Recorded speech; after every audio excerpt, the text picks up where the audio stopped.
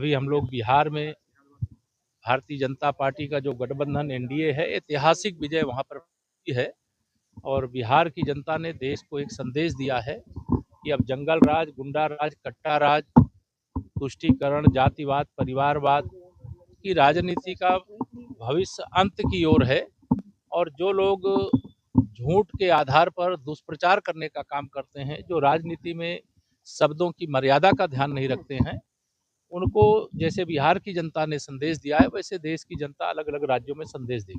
Sir, Akhilesh ji कह रहे हैं कि अब बिहार तो जीत लिया है, भाजपा को यूपी में नहीं जीतने देंगे। श्री अखिलेश यादव जी के बूते की बात नहीं है। श्री राहुल गांधी जी के रास्ते पर वो चलने की बात कर रहे हैं।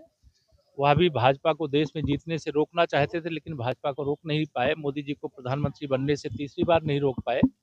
और बिहार हो, उत्तर प्रदेश हो या देश का कोई राज्य हो, लोकसभा चुनाव के बाद भी हम लोग हरियाणा जीते, हम लोग महाराष्ट्र जीते, हम लोग दिल्ली जीते, अभी बिहार भी जीते और आगे हम लोग केरल से लेकर के, तमिलनाडु से लेकर के, आसाम से लेकर के पश्चिम बंगाल भी जीतेंगे।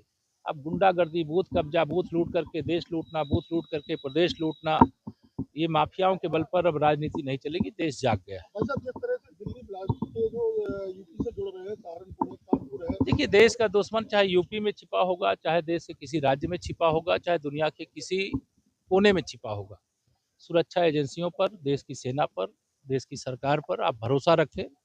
आतंकवाद से मुक्त, नक्सलवाद से मुक्त, जातिवाद और उग्रवाद और तुष्टीकरण से मुक्त भारत बनने की ओर आगे बढ़ते हैं।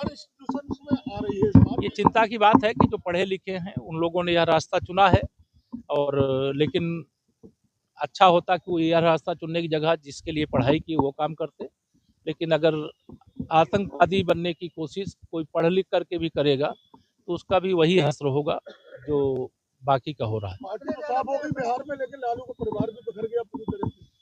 देखिए, परिवारवाद की राजनीति के अंत की ये शुरुआत है और वो पहले उत्तर प्रदेश में भी एक तरह से ये श्री मुलायम सिंह यादव जी का भी परिवार बिखरा ही है, वहाँ लालू प्रसाद यादव जी का परिवार बिखर रहा है और बाकी परिवारवादी राजनीति करने वालों के परिवार भी बिखरेंगे। लेकिन ये पारिवारिक समस्या है, वह हमारी राजनीति की समस्या नहीं है। लेकिन हम देश के हित में, प्रदेशों के हित में अच्छा काम कर रहे हैं माननीय प्रधानमंत्री श्री नरेंद्र मोदी जी के नेतृत्व और मार्गदर्शन में, और आगे करेंगे। एक सवाल क्या अखिलेश जी आपसे मिले थे बिहार में, बहुत रहे थे, उस समय से कुछ पहले से आप हाथ मिला रिजल्ट बता दिए थे क्या उनको? नहीं, वो हमसे पूछ रहे थे लड्डू कब खिला रहे हो, मैंने कहा 14 नवंबर को रिजल्ट आएगा, उस दिन खिला देंगे। फिर मैं उनको खोजता रहा, 14 नवंबर को मिले ही नहीं, तो लड्डू खिलाने का मौका नहीं मिला। तो क्या जाएंगे लड्डू खिलाने? मैं नहीं जाऊंगा, उनको आमंत्रित कर रहा हूं आप लोगों के माध्यम से, आवे, उनको लड्डू खिलाएंगे, रसगुल्ला खिलाएंगे, क्योंकि विजय यात्रा जो शुरू हुई है 2024 लोकसभा चुनाव के बाद भी, मैंने कहा हम लोग हरियाणा, महाराष्ट्र, दिल्ली प्रदेश और अब बिहार जीते हैं। तीसरी बार प्रचंड बहुमत से उत्तर प्रदेश जीतेंगे और 2027 का जो विधानसभा चुनाव होगा उसमें 2017 का रिजल्ट दोहराएंगे। ऐसी जनता की कृपा हमारे सब पार्टी के ऊपर भी बनी हुई है, हमारे नेतृत्व के ऊपर बनी हुई है, हमारे कार्यों के ऊपर बनी हुई है। लेकिन ये जितने भी भाजपा विरोधी अपने को मानते हैं, वह सोचते हैं परिश्रम भाजपा का कार्यकर्ता करे और चुनाव जो कोई काम नहीं करते जनता के बीच में वो जीते, तो ये अब नहीं हो सकता। एसआईआर को लेकर तमाम बातें कर रहे हैं, अखिलेश यादव कह रहे हैं कि बिहार में गिना कर दिया और अब यूपी में। देखिए, मतदाता सूची का शुद्धिकरण का अभियान लोकतंत्र का पवित्र महायज्ञ है और इसका जो विरोध किए श्री राहुल गांधी ने, वोट चोरी का मुद्दा बिहार में उठाया, कहाँ गई उनकी पार्टी? 6 सीटों पे सिमट गई, वो तालाब में कूद गए।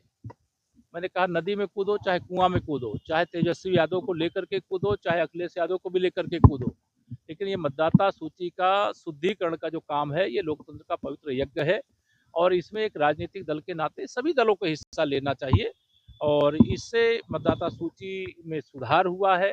कोई मृतक मतदाता हो गया है तो उसका सूची में नाम नहीं होना चाहिए।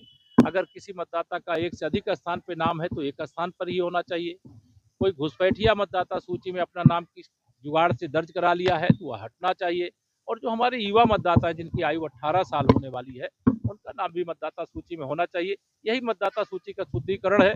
जब शुद्धिकरण का अभियान चलता है, ये कांग्रेसी हो, सपाई हो, रजत वाले हो, टीएमसी वाले हो, कहीं हम हिस्सा नहीं लेंगे और जब शुद्धिकरण का काम हो जाएगा तो उस पर आरोप लगाएंगे। तो इस आरोप को जनता नकार चुकी है और बिहार से संदेश दे चुकी है। धन्यवाद।